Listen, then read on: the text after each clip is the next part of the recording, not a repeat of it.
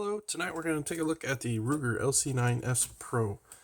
The 9 is for 9mm, the S is for striker fire, and Pro is just generally saying that there isn't an external safety. However, there is a safety on the trigger, and that's really light. We'll get into that in a little bit. It is 9mm, so it is full power, if you will call it that. Let's take a couple of quick measurements. Magazine in. It is about just over 6 inches long. Tallest part is generally about a little bit under 5. You could call it a little bit over 5 if you want to use the sights. And it's pretty thin. The fattest part I checked earlier was just under 1 inch. Receiver is a little bit thinner at just over 9/10 of an inch. So pretty good.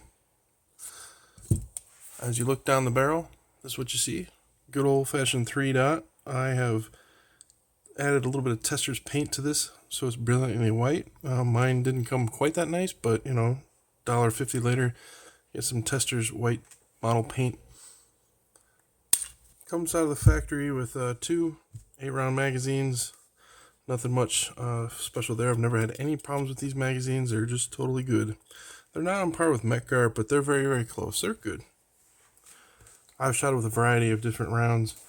I personally like the Ruger, the 9BPLE. It's just an all-around good round.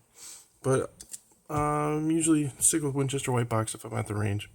And there really isn't much wrong with either of those rounds.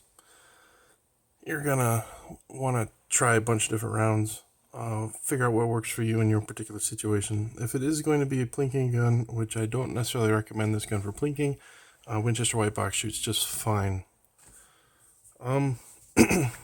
Let's take a moment to give it a quick wait. Well, while we're waiting on that to fire up, let's do a trigger pull.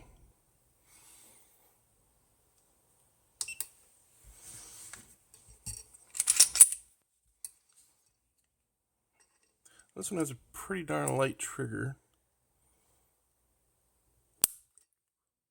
4 pounds, 2.6 ounces. Really light.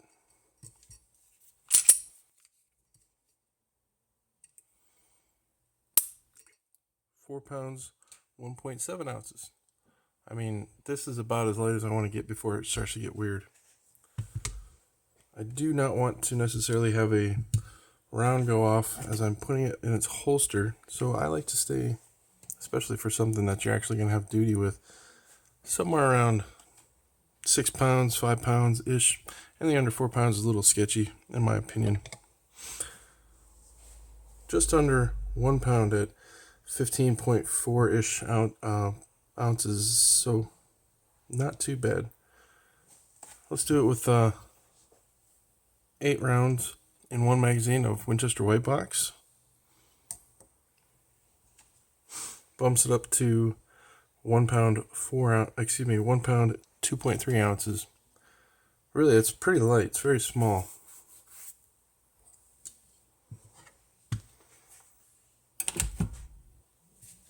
Let's take a moment to take it apart. This one's a little tricky. I'm not a big fan of how this teardown is. I'll teach you the trick that I think I know. It wasn't shown to me. I had to discover it for a long period of time. I don't necessarily enjoy this. That's a little reflective. Let's take that off. So if you can see, there's this little up and down window, I guess. You gotta put that down. And if you're daft with it, if you're really good with it, you line that up and you just you clamp down here, and then it falls right out. And you can dilly-dally with that a whole lot. I mean, the first time I did it took me probably 5 minutes. And then I eventually just came to the other side, tried to line it up, and push it through with a pin of some sort. But now that that's out, that was probably the fastest I've ever gotten it out.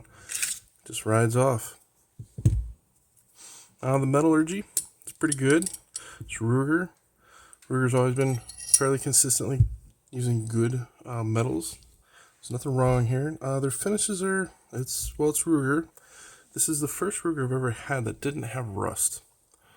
Now I bought this used from a gun store owner who this was his personal weapon, so I got shot some. He said he didn't do any internal modifications or polishing because it really didn't need it. I mean, the LC9S Pro it's really good from the factory as far as action. It's friction free in a lot of ways. The LC9S is probably also just the same. I mean, all the parts are interchangeable except for the parts that deal with the not having an external safety. There really isn't much wear. This thing has been through some stuff. I haven't shot it a whole lot, probably just 1,000 rounds. But everything seems just tip top. Quality's good. Metallurgy's solid. All the processes are they're just on par with the best. They're really good. Nothing to complain about there. The frame is obviously polymer. It's good. Everything about it, just fine. Now, if you take your thumb and you try to thumbnail on your whatever right there, you should be able to feel some ridges, but it's very smooth, almost mirror-like. So they did great there. It's kind of harder to clean inside, and you can get it with the shotgun spray, but I might not recommend taking it apart all the way unless you really want to get into it, because it's not exactly meant for that. It's not all too teardown friendly. But shotgun cleaner, the non-chlorinated brake cleaner also will work just fine. Spray it in there, get it all out, put it in a fan, and then get some CLP squirted down in there. You'll be okay for a long time. Springs are good. Nothing to complain about here. It is, I believe, right hand only. I don't know if this is ambidextrous, if you can switch that out or not. I have not looked into that.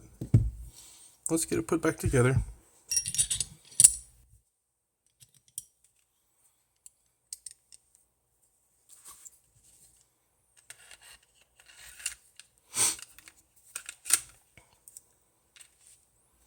Lined up. Just a little bit off. Ta-da! With your thumbnail. Okay, I'm going to put a magazine in just so I can demonstrate that it has a... You can see a loaded chamber indicator. I guess you could qualify that as a loaded chamber indicator. It's really just a hole. But magazine, last round hold open. It will shoot without your magazine, so sorry, California.